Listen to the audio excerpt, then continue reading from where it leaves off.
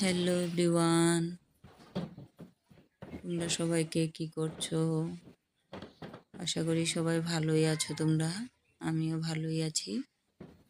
তোমার কাছে আমি আবার ডেলি মতন একটা ব্লগ নিয়ে এসেছি। ব্লগ ভিডিওতে আমি আজকে সকাল সকাল বিছনা গুছানোর থেকে শুরু করছি। বিছনাটা দেখো, আমি মশারি টশারি গুছায় সুন্দর করে বিছনার বেড কভারটা চেঞ্জ করে নিয়েছি। অন্য একটা পাতলাম বেড কভার সুন্দর করে পাইতা নিতেছি, কারণ বিছানাটা সুন্দর করে গুছানো না হলে সকাল সকাল ঘরের কাজটা মনে হয় সম্পূর্ণ হয় না, ওরকম লাগে। বিছনা বেড কভারটা পাইতা নিলাম সুন্দর করে।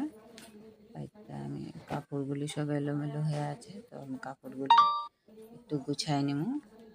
রাত্র হলে তো জানোই তোমরা, কাপড় সব এদিক সেদিক হয়ে থাকে। রাত্রে পরা কাপড় সব কেউ আর জায়গা মতন রাখা হয় না। আমি নিজেও রাখি না অবশ্য, যেখানে সেখানেই রেখা দিই। তো কাপড়গুলি আমি সুন্দর করে গুছায় নিলাম। গুছায় কাপড়গুলি আমি এখন আমার এই যে বেস্তি কাপড় রাখার জায়গা, চেয়ারে, তোমরা কে কে চেয়ারে কাপড় রাখো? আমি তো চেয়ারে কাপড় রাখি, গরম কাপড়গুলি। তো আমি এগুলো গুছায় টুছায় সুন্দর করে ওখানে ঘরটা ঝাড়ু দিয়া এদিকে চা খাইয়া নিতেছি একটু ব্রাশ ট্রাশ করে। চাটা খাইয়া এখন আমি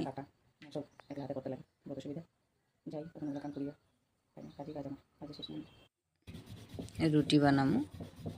রুটিটা বানাই নিতেছি, কারণ আমার নেনাও সকালবেলা যত চা খাইলে রুটিটা খাইলেই ভালো লাগে। ঠান্ডা দিনে রুটিটা খাওয়া হয় আর কি বেশি করে।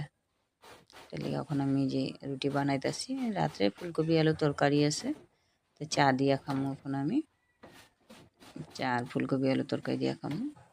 তো আমি সুন্দর করে রুটিগুলি বানাই নিতেছি,